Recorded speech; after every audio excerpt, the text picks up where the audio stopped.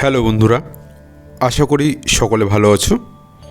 আজকে আমি চলে এসেছি মুর্শিদাবাদ শহরে। এই ঐতিহাসিক মুর্শিদাবাদ শহরে আজকে আমি কয়েকটি জায়গা ঘুরবো এবং সাথে তোমাদেরও দেখাবো। প্রথমে আমরা যাব আজকে কাঠগোলা বাগান বাড়ি, তারপর যাব জগৎ শেঠের বাড়ি, তারপর নসিপুর রাজবাড়ি, এরপর যাব নসিপুর জাফরগঞ্জ আখড়া, এরপর যাব নবাব মির্জাফর এবং তার পরিবারের 1100 কবরের স্থান, এরপর যাব জিন্দা কবর আজিমুন্নেসা বেগমের সমাধি, আর তারপরে হাজারদুয়ারি প্রাসাদ, নিজামত ইমামবাড়া এবং সর্বশেষে কাটরা মসজিদ। তো দেখতে থাকো সম্পূর্ণ ভিডিওটা, আশা করি ভালো লাগবে। বন্ধুরা, আমি চলে এসেছি এখন কাঠগোলা বাগান বাড়িতে। এই বাগান বাড়িটি নির্মাণ করেন জমিদার লক্ষ্মীপদ সিং দুগার। 32 বিঘা জমির উপর নির্মিত এই বাগান বাড়িটি নির্মাণ হয়েছিল 1800 শতক নাগাদ। কাঠগোলা মিউজিয়ামের পেছনেই এই নাচঘরটি অবস্থিত। একসময় এই বাড়িতে নিয়মিত জলসা হতো, নবাব এবং অভিজাতদের যাতায়াত ছিল। কথিত আছে যে হীরাবাই নামের একজন বাইজি এখানে নাচ করতে আসতো। একদিন নাচ করার জন্য তিনি 5000 স্বর্ণমুদ্রা নিতেন। মুর্শিদাবাদ তথা বাংলার শেষ স্বাধীন নবাব সিরাজউদ্দৌলাকে হত্যা এবং মুর্শিদাবাদ দখলের ষড়যন্ত্র এখান থেকে করা হয়েছিল।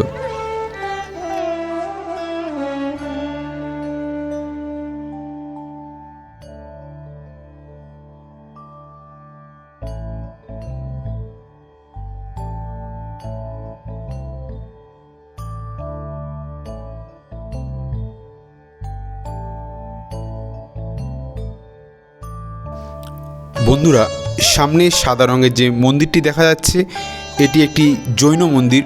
লক্ষ্মীপদ সিং তার মায়ের স্মৃতির উদ্দেশ্যে এই মন্দিরটি নির্মাণ করেছিলেন। এখন আমি সামনের দিকে এগিয়ে যাচ্ছি। আরও একটি মন্দির আছে এই বাগানবাড়িতে এবং পুকুর আছে। পুকুরে নানা রকম রঙিন মাছ রয়েছে। ততক্ষণে তোমরাও আমার সাথে সাথে এই কাঠগোলা বাগান বাড়ির সুন্দর দৃশ্য উপভোগ করতে থাকো।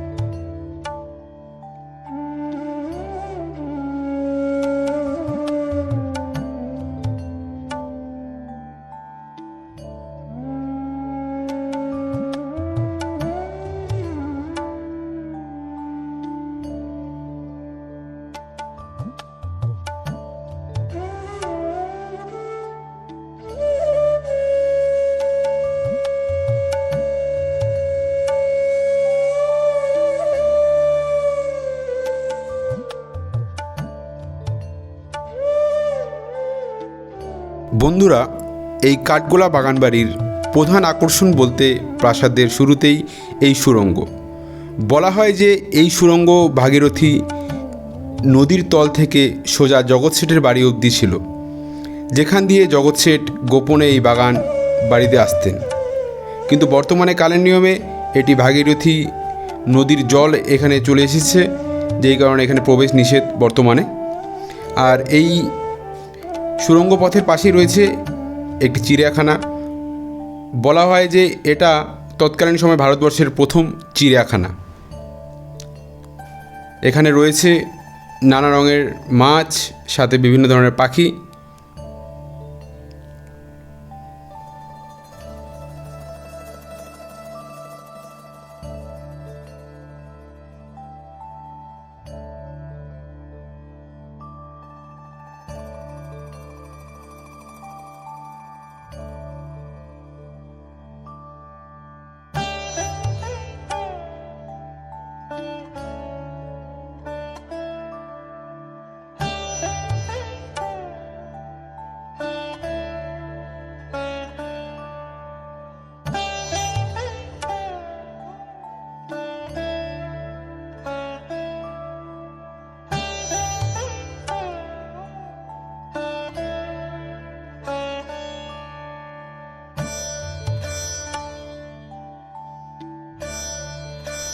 এই চিড়িয়াখানার পাশে বাগানবাড়ির প্রধান কক্ষে একটি মিউজিয়াম রয়েছে।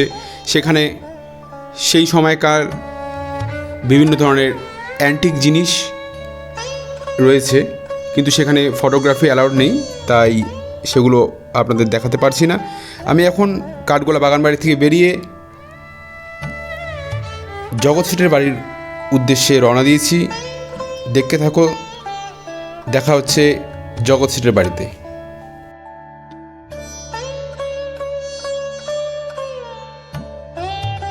বন্ধুরা, আমি চলে এসেছি জগৎ শেঠের বাড়িতে।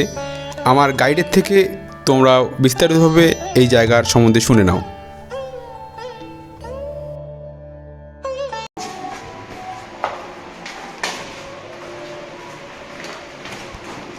এটা কোথায় আছে এখন? সুরঙ্গ, জগৎ শেঠের বাড়ি। এই সুরঙ্গ কি ওই এই সুরঙ্গ কাঠগোলা বাগানবাড়ি, গিরাজি কাঠগোলা বাগানবাড়ি বিভিন্ন দিকে আছে এই পথ।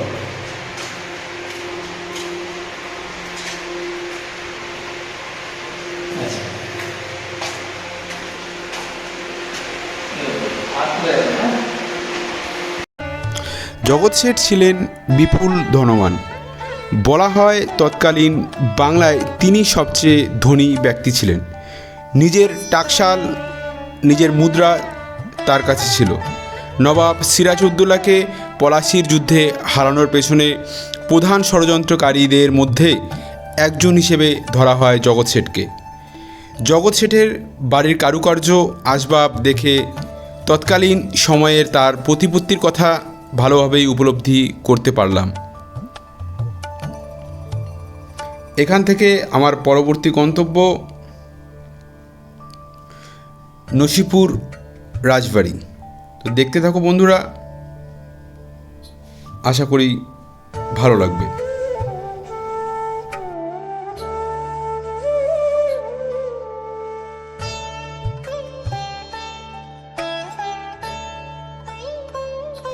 বন্ধুরা, আমি চলে এসেছি আমার পরবর্তী গন্তব্য নসিপুর রাজবাড়িতে।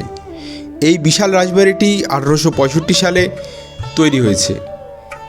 এই ডান দিকে যে টিকিট কাউন্টার দেখতে পেলেন, সেখান থেকে মাথাপিছু 20 টাকা টিকিট কেটে আমি চললাম ভেতরের দিকে। চলুন আমার গাইডের থেকে এই রাজবাড়ি সম্পর্কে বিশদে জেনে নিই। এখনো দেখবেন টেস্টিং প্লেট, যেটা নবাবদের খাবারে প্রয়োজন ছিল, প্লেটটা ছিল এখানে টেস্টিং যাবে। আর এখানে একটা ছিঁড়া টুপি, কালো কোট দেখুন টাঙানো রয়েছে, নষ্ট হয়ে গেছে। এই কোট এবং টুপিটা দেবী সিং তখনই করতেন যখন দেবী সিং কাউকে শাস্তি বা ফাঁসি দিতে যেতেন না, এই কোট টুপি করে ফাঁসি দিতেন। আচ্ছা, দেবী সিং তো এই রাজবাড়িটার প্রতিষ্ঠাতা। রাজা দেবী সিং তো উনি হচ্ছে, ওনার পেশা কি ছিল? ইস্ট ইন্ডিয়া কোম্পানির দেওয়ান, মানে বাংলা, বিহার, উড়িষ্যা 3টে স্টেটের খাজনার দায়িত্ব ছিল। আচ্ছা আচ্ছা। ব্রিটিশদের আন্ডারে খাজনা আদায় করতেন। খাজনাটা এমনভাবে জোর করে আদায় করতেন তাকে ইতিহাসে ডাকাতেন। খাজনা কালেক্টর ছিলেন, সে আগেকার দিনে সে খাজনা সব নথিপত্র, কাগজপত্র আগেকার দিনে নথিপত্র। এবার আগেকার দিনে লকার কিন্তু দেখেন, এরা যে গ্রাম বাংলা থেকে ট্যাক্স খাজনা তুলে নিয়ে আসতেন, এর মধ্যে স্টোর করতেন, মাটির তলে পুঁতে রাখতেন। এই যে আগেকার দিনে রোলার মানুষকে যেতে এনে মানুষের সাহায্যে রাস্তা তৈরি করতেন। সামনে একটা মূর্তি দর্শন করে নেন, বজরংবালির মূর্তি, পায়ের নিচে গভীরা আপন স্ত্রীকে বসাতেন, একটাই সিংহাসন, কোনো জায়গা। এই যে ফাঁকা গার্ডেনের উপরে এই যে লোহার থামগুলো পোতা রয়েছে, দেখেন লাইট পোস্ট, 4টে থাম দেখুন 4 কোনায় পোতা রয়েছে। এখনকার মতো আগেকার দিনে কোনো ইলেকট্রিক সিস্টেম ছিল না, গ্যাস লাইটে লাইট জ্বলতো। বিশ্বের সুন্দরী বাইজি ছিল হীরাবাই, লখনৌ থেকে আসতো 1 ঘন্টায়, যার 5000 স্বর্ণ মুদ্রা, 6 ফুট 2 ইঞ্চি লম্বা হাইট, হীরাবাই ডান্স করতো। আসুন ছবিটা দেখবেন। এই যে জায়গার উপর দিয়ে হেঁটে আসছেন, এটাকে নাট মন্দির বলা হয়, যাত্রা গান হয়। আগে এখানে দরবার হতো বা বিচার হতো। এখানে কি বলতো, অনেক সিরিয়ালের শুটিং হয়েছে, অনেক সিনেমা শুটিং। আচ্ছা, সামনে তাকাবেন, এই যে মন্দিরে যে গম্বুজের চূড়া দেখেন, এটা পদ্মফুল স্টাইলের মন্দির। আপনি তো মন্দির অনেক জায়গায় অনেক মন্দির হয়তো দেখেছেন, কিন্তু একটাই মন্দির, তার গম্বুজের চূড়া করে জানেন, সামনে পিছনে ফন নিয়ে 25টা চূড়া আছে। তার মেন বিগ্রহ রামচন্দ্র এবং কালীমান। আসুন, এটাকে ডাকাত কালী মূর্তি। আসেন আমার শুনে নেন, আসুন আসুন গাইড করে শুনবেন। দরজা খোলা নাই, ওই যে বড় একটা ঘর দেখেছেন, টিনের গেট, ওটা ছিল জেলখানা, কারাগার, বন্দি করে রাখা হতো দেবী সিং এর বিরুদ্ধে যারা যেত। এখানে বিচার হতো, বিচারে যখন ফাঁসি হতো তখন এই ঘরে ফাঁসি দিত, এটা ফাঁসির ঘরে দিত। বহু পুরোদের একটা চেন দেখুন টানানো রয়েছে, তিনটে চেন ছিল। এই চেনের সাথে কি ছিল জানেন, দড়ি বাঁধা এবং হ্যাঙ্গার সিস্টেম ছিল, বুঝলেন তো? আর নিচে যে স্ল্যাব বসানো রয়েছে, এখানে স্ল্যাব ছিল না, নিচে পড়ছিল কাঠ থাকতো, মানে দড়িটা যখন গলায় পরিয়ে দিত, কাঠটা টানলে ফাঁসি কাটে চলে যেত। আর ফাঁসি দেওয়ার পর কুয়োতে লাশটা পড়লে সুড়ঙ্গ পথ দিয়ে নদীতে চলে যেত। আপনাদের মতো বেড়াতে এসে 17 বছর আগে একটা বাচ্চা ছেলে পড়ে গিয়ে মারা গেছিল, তারপর কিন্তু ছবি দেখবে, তারপরে দেবী সিং এর একটা জাগ্রত কালী মূর্তি দেখবে, যেটাকে ডাকাত কালী মূর্তি। বিশ্বের সুন্দরী হীরাবাইয়ের ছবি দেখে নেন, 6 ফুট 2 ইঞ্চি লম্বা, লখনৌর নাম করা ড্যান্সার বাইজি হীরাবাই। অরিজিনালটা নষ্ট হয়ে যাওয়ার পর পাশের ছবিটা কম্পিউটার থেকে নতুন করে করা হয়। এটা রাজা দেবী সিং, যার বাড়ি দেখতে এসেছেন, বাড়ির মালিক, যাকে ডাকাত দেবী সিং বলা হয়। এটা ওয়ারিং হেস্টিং, ওনারই ভাইয়ের ছবি কৃষ্টিচাঁদ সিং, এটা ভূপেন্দ্র নারায়ণ সিং। আর এনাদেরই বংশধর জীবিত আছেন কলকাতায় থেকে রঞ্জয় সিং। এই যে মন্দির দর্শন করে নেন, হিন্দুদের 33 কোটি দেবতার মন্দির, রামচন্দ্র দেবের মন্দির, ভিতরে আছে সোনা রাম সীতা। এই মন্দিরে এখনো দৈনন্দিন দুবেলা পুজো হয়। সব থেকে বড় উৎসব হয় ঝুলন, 5 দিনের জন্য বেদিতে এনে সাজানো হয়। এই যে পাথরের কাজটা দেখুন, এখন তো ধরুন মেশিনে হচ্ছে, 250 বছর আগে কোনো মেশিন বা পাথর কাটা যন্ত্র ছিল না। একটা পাথরের পিসকে দেখুন ছেনি হাতুড়ির সাহায্যে হাতে কেটে কেটে তৈরি করে, যেসব শিল্পী তৈরি করেছিল হাতের কবজি বুড়ো আঙুলটা কেটে নিয়েছিল, যাতে অন্য জায়গায় না তৈরি করতে। এবার আসেন জাগ্রত কালীমাকে দেখাবো। আজও যে যা মানব করে সফল হয়। এটা দেবী সিংয়েরই বংশধর, মারা গেছেন, ইনারই ছেলে জীবিত আছেন, কলকাতায় থেকে রঞ্জয় সিং। আগেকার দিনে আয়না দেখেন, খুব দামি কাজ, বেলজিয়াম কাছে রাখেন।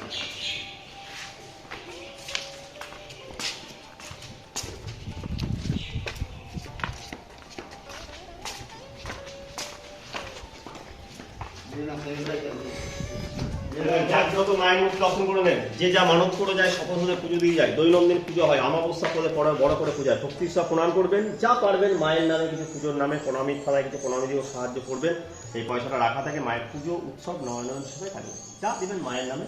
একটা মায়ের 3টে রূপ, মানে একটা মূর্তিতে 3টে রূপে পুজো হয়, কালী, দুর্গা, লক্ষ্মী। আপনারা অনেক জায়গায় কালী দেখেছেন, মায়ের জিভ, পায়ের তলায় শিব থাকে। কালী পুরো জিভ নেই, পিছনে ধাপিতে উঠে দেখেন সিংহের প্রণাম করুন।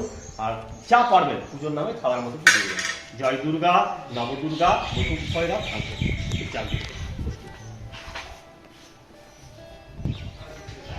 এটা হচ্ছে নসিপুর রাজবাড়িরই মন্দির। তো আপনারা এসে যদি একটা গাইড নিয়ে নেন, এখানে গাইডের চার্জ 50 টাকা, তো অনেক কিছু জানতে পারবেন।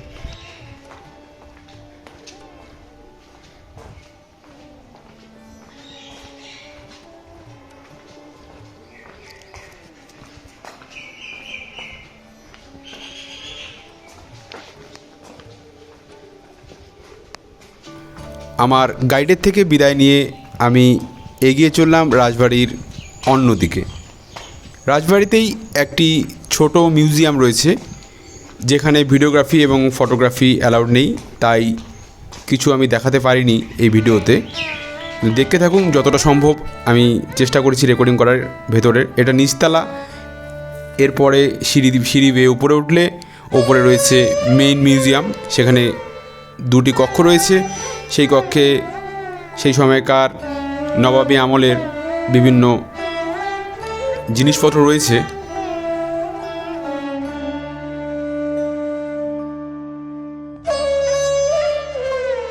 বন্ধুরা, মিউজিয়াম থেকে বেরোলাম, কোনো ট্যুরিস্টের ভিড় নেই এই রাজবাড়িতে বললেই চলে, আমি একাই।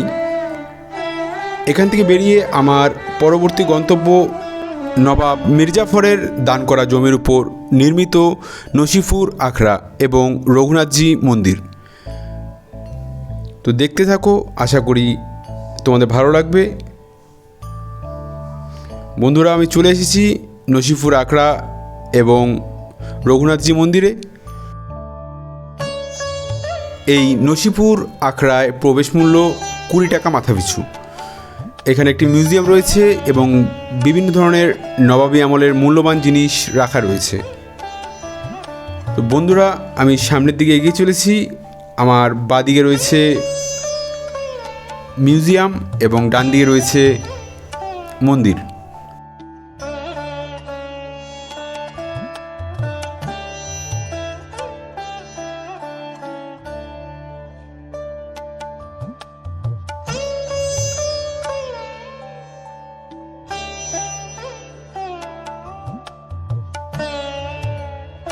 বন্ধুরা, সামনে যে কালো রঙের গাড়িটি দেখতে পাচ্ছ, এটি নবাবী আমলের গাড়ি।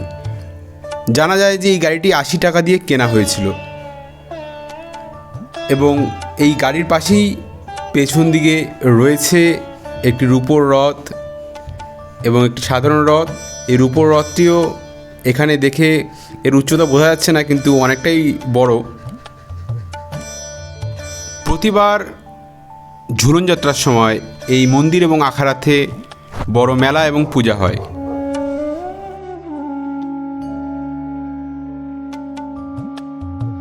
চলো এবার মিউজিয়ামের দিকে যাওয়া যাক। মিউজিয়ামের ভেতরে এক অংশে রয়েছে এই বাসনপত্রগুলো নবাবী আমলের এবং অন্যান্য অনেক সামগ্রী রয়েছে, কিন্তু মিউজিয়ামে যে প্রধান কক্ষ আছে সেখানে ভিডিওগ্রাফি করা নিষেধ, তাই তোমাদের সামনে আমি তুলে ধরতে পারলাম না সেগুলো। নসিপুর আখাড়া থেকে আমি বেরিয়ে পড়েছি আমার পরবর্তী গন্তব্য নবাব মির্জাফর এবং তার পরিবারের পারিবারিক 1100 কবরের স্থানে।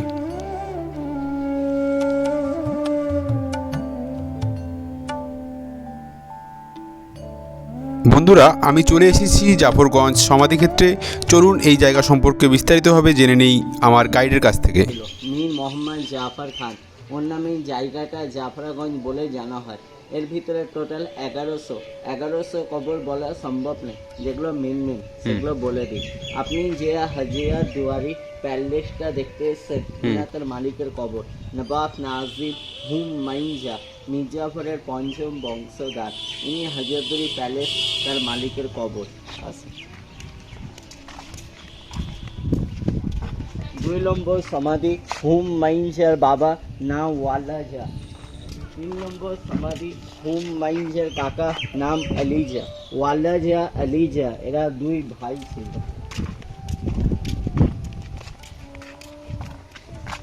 হাজিয়া দুয়ারি উল্টো দিকে একটা সাদা রঙের বাড়ি বলা যায় ইমামবাড়া, ইনা তার মালিকের কবর নবাব নাজিম ফরাইদোনজা। প্রথম কবর দেখলাম হুমায়ুনজা, তার ছেলে ফরাইদোনজা। মির্জাফরের 5টাই ছেলে, সব থেকে বড় ছিল মিরনের কবর নেই। বিহারের রাজমহল। এলানি 4।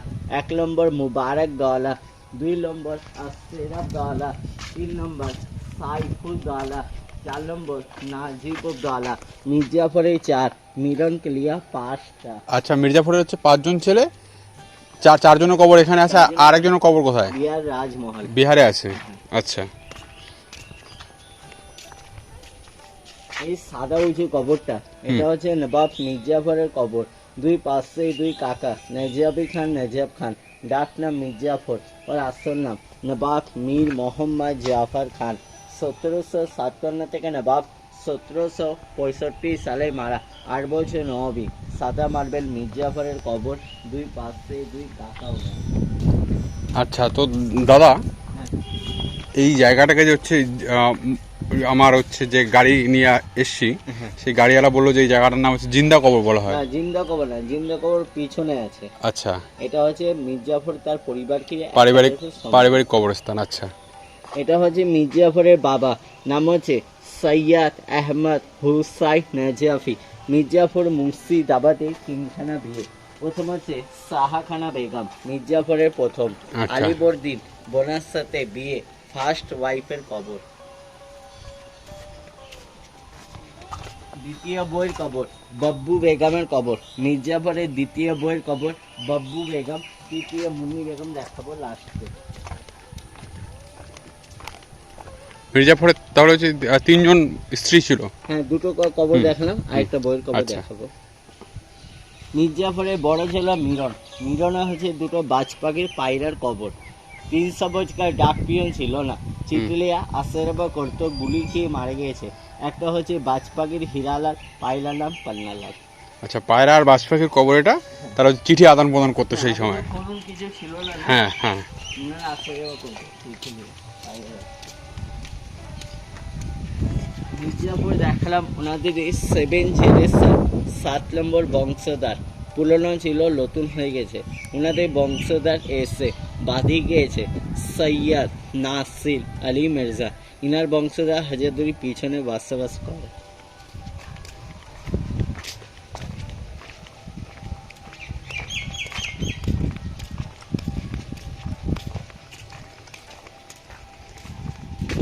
মির্জাপুরের দুটো বইয়ের কবর দেখালাম। এটা হলো 3 নম্বর বউ, নাম হচ্ছে মুন্নি বেগম। ঘেরার ভিতরে আগে বাইজি ছিলেন, নাচ গান করত।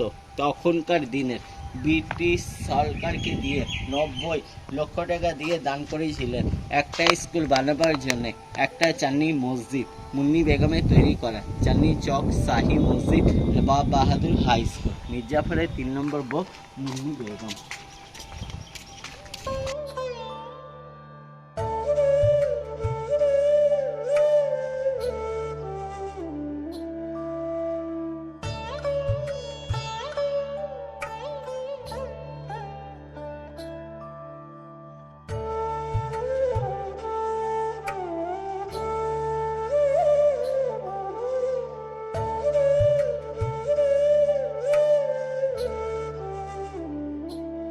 বন্ধুরা, এখান থেকে আমার পরবর্তী গন্তব্য মেহেরুন্নেসা বেগমের সমাধি বা জিন্দা কবর।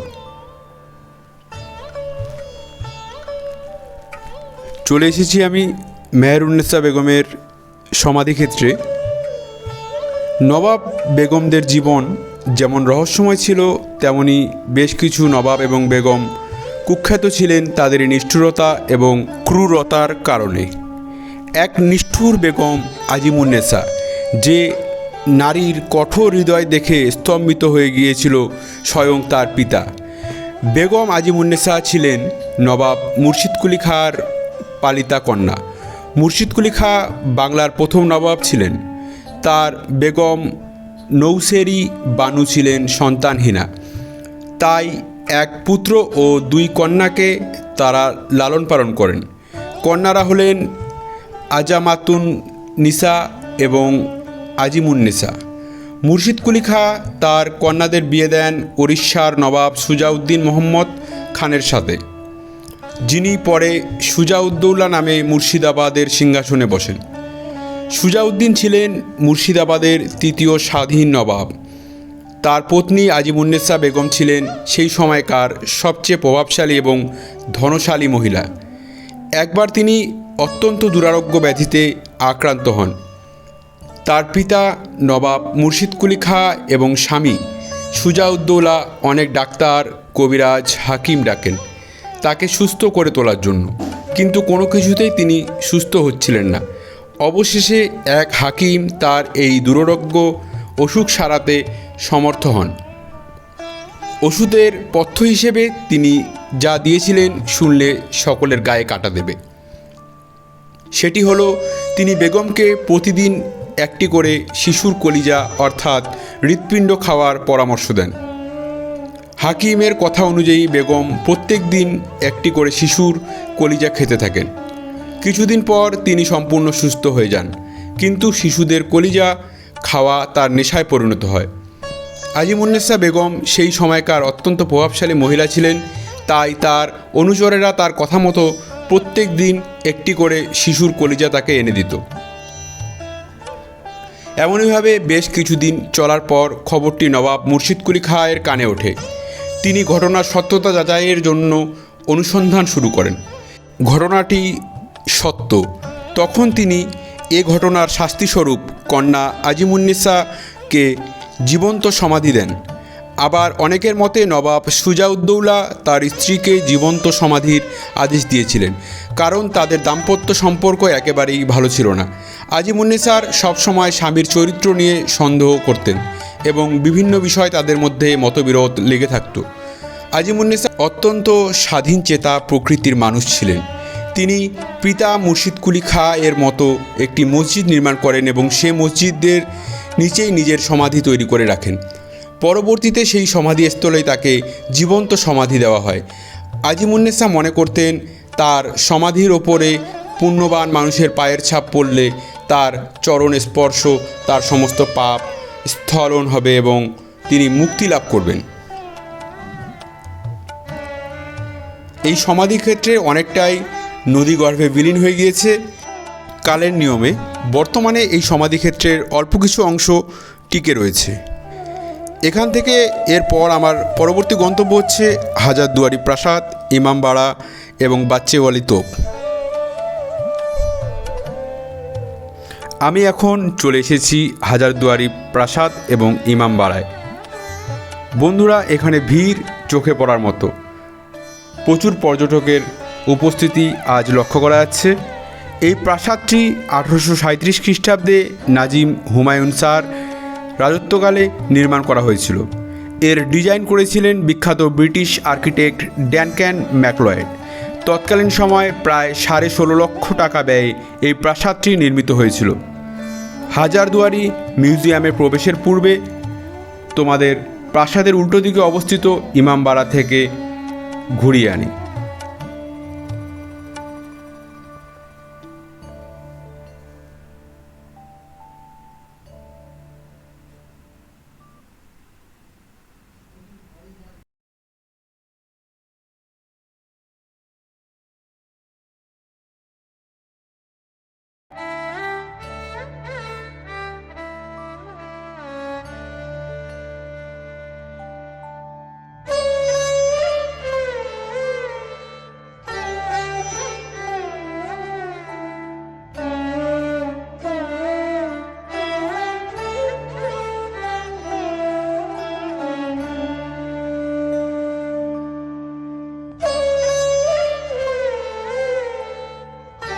বন্ধুরা, সামনে ইমামবাড়া। এই ইমামবাড়া শুধুমাত্র মহরমের সময় খোলা হয়।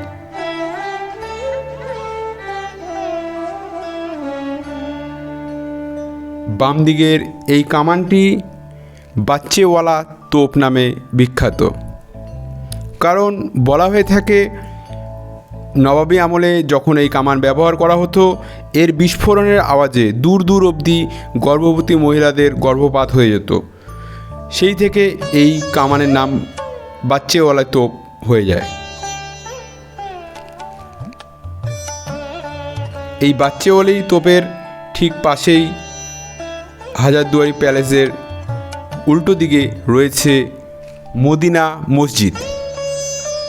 বলা হয়ে থাকে নবাব সিরাজউদ্দৌলা তার রাজ্যে বসবাসকারী গরিব প্রজাদের, যাদের মক্কা মদিনায় গিয়ে আল্লাহর কাছে প্রার্থনা করার সামর্থ্য ছিল না, তাদের জন্য নবাব সিরাজউদ্দৌলা এই মসজিদটি নির্মাণ করেছিলেন। তিনি মক্কা এবং মদিনার থেকে মাটি এনে এই মসজিদের কাজ শুরু করেছিলেন।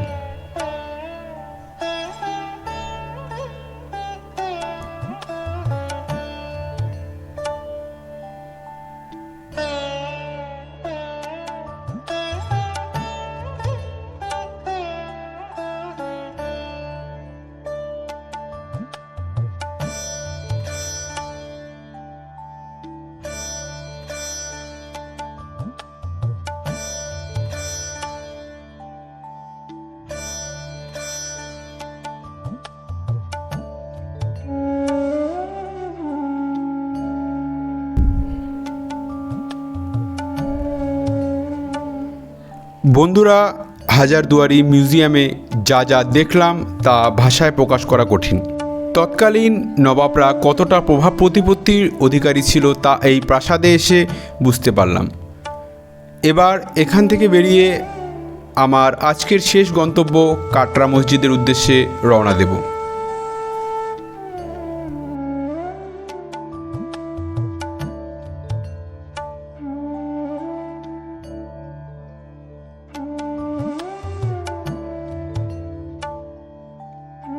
বন্ধুরা, হাজারদুয়ারি থেকে বেরিয়ে কাটরা মসজিদ যাওয়ার পথেই চোখে পড়ল এই ত্রিপলিয়া গেট, তৎকালীন বাংলা অর্থাৎ বাংলা বিহার উড়িষ্যার রাজধানী মুর্শিদাবাদের প্রবেশের প্রধান দ্বার। আমি চলে এসেছি আজকের আমার শেষ গন্তব্য কাটরা মসজিদে। এই মসজিদটি 1717 সালে বাংলার রাজধানী ঢাকা থেকে মুর্শিদাবাদে স্থানান্তরিত করার পর 1723 সালে নবাব মুর্শিদ কুলি খাঁ এই মসজিদটি নির্মাণ করেছিলেন, অর্থাৎ প্রায় 300 বছর আগে। মুর্শিদ কুলি খাঁয়ের নাম অনুসারেই এই শহরের নাম মুর্শিদাবাদ হয়। এই মসজিদের পেছনেই রয়েছে নবাব মুর্শিদ কুলি খাঁয়ের সমাধি। এখানে যাওয়ার পর দেখছি একেবারে জনমানব শূন্য, কোনো ট্যুরিস্টের আনাগোনা নেই, একটা গা ছমছমে পরিবেশ। নানান কথা ভাবতে ভাবতে মসজিদের ভেতরে এগোতে থাকলাম।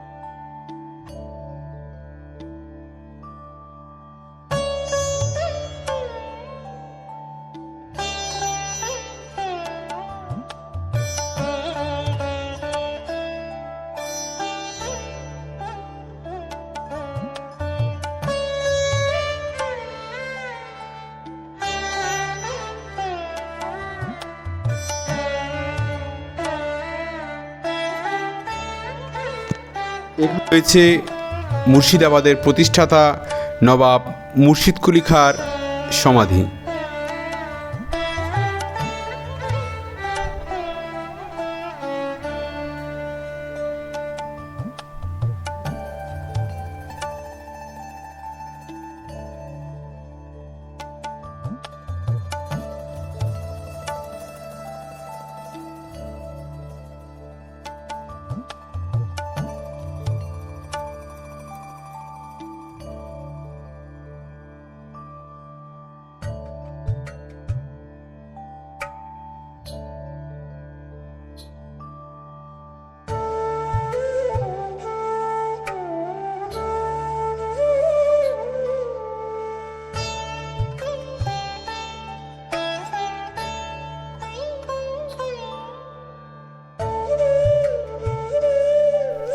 কালের নিয়মে মসজিদের প্রধান কক্ষের অনেকটাই নষ্ট হয়ে গিয়েছে, কিন্তু এখনও পর্যন্ত প্রায় বিগত 300 বছর থেকে যেটুকু অংশ টিকে রয়েছে তা সত্যিই দেখার মতো।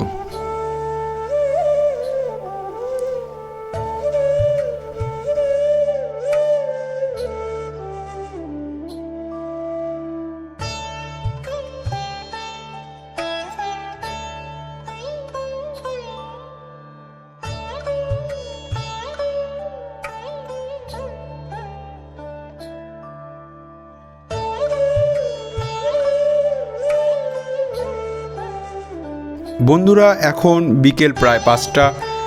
আজকের আমার শেষ গন্তব্য এই কাটরা মসজিদ। ভ্রমণ শেষে এখন আমি রওনা দেব স্টেশনের উদ্দেশ্যে। আশা করি ভিডিওটা তোমাদের ভালো লাগলো। ভিডিওটা শেষ পর্যন্ত দেখার জন্য ধন্যবাদ। ভালো থাকবেন সকলে।